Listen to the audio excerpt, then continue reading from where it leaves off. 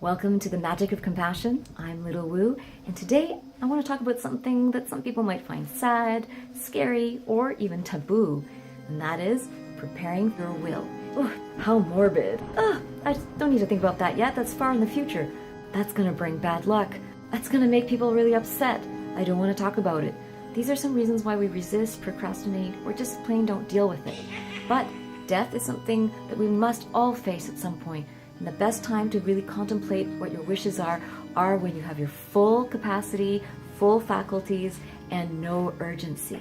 Think of it as having the quiet courage to do something that is an act of love and generosity, not only for yourself, but for other loved ones in the future who might have to step in and help you with matters when you're not able to help yourself or after you've passed.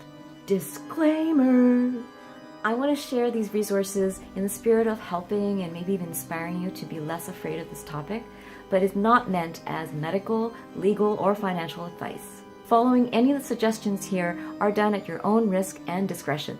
I encourage you to do the research and the due diligence to understand your own situation, your own needs, and the laws within your state or province and country. We're going to talk about this in 3 layers. The first plan is your healthcare plan, and this is sometimes called a living will or a representation agreement. And this is very important to have because it's in place while you're still alive but not able to maybe communicate or make decisions. And this can be temporary or permanent. And so a living will allows someone else to step in to help make decisions on your behalf. This document lays out your physical, emotional, and spiritual needs so that someone else will understand how to help you. Physical needs can range from life-sustaining treatments, medical treatments, or just daily personal care, where you would like to be cared for, and when to stop or start life-sustaining treatments. Those are some things you want to consider. Creating this living will or representation agreement, you're going to start with a conversation with yourself and your family members to look at these ideas, look at your wishes. The second thing is to write it all down. Your lawyer or notary public will help you lay it out in proper legal terms, but use your own wording to describe what you want. The third step is to appoint someone legally as your health advocate or guardian in your living will or representation agreement. This is someone you trust that understands with compassion what you want and is willing to honor those wishes as best as they can, knowing what they know about you and what you've laid out in the living will or representation agreement.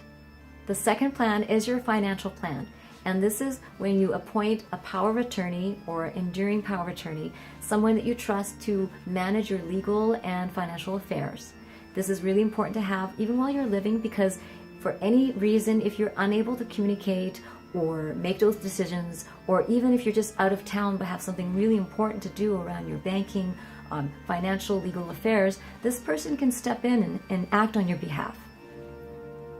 And the power of attorney is not an attorney. It's someone who has the ability to act on your behalf in your legal and financial affairs. So they can often be a spouse, a friend that you trust, another family member, or even your adult children. The last plan is your will. And this is a legal document created by a lawyer or notary public that represents your wishes around what to do upon your passing with your body and with your estate. And this is where you would lay out all the beneficiaries, including charities, specific people, what debts need to be paid off first, and then what's to be done with your assets, who will receive what based on your wishes. This is also where you can describe what you would like done with your body. Would you like a certain type of burial? Would you like cremation? There are eco-friendly options available now where you can use a mushroom suit to return your body into the earth and become one again. Or you can try a tree pod burial where your body's buried underneath a tree that's planted, and as you dissolve into the earth, you give nutrients to the tree. So you're feeding the earth.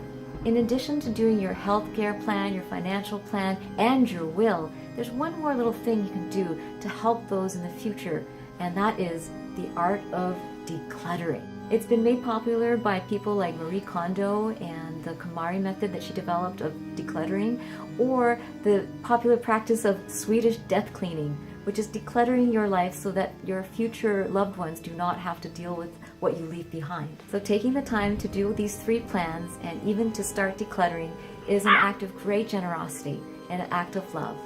Do not go gentle into that good night. Rage, rage against the dying of the light, said Dylan Thomas. But since we must each go into that good night, then I say, take the time to help those in the future from your present self.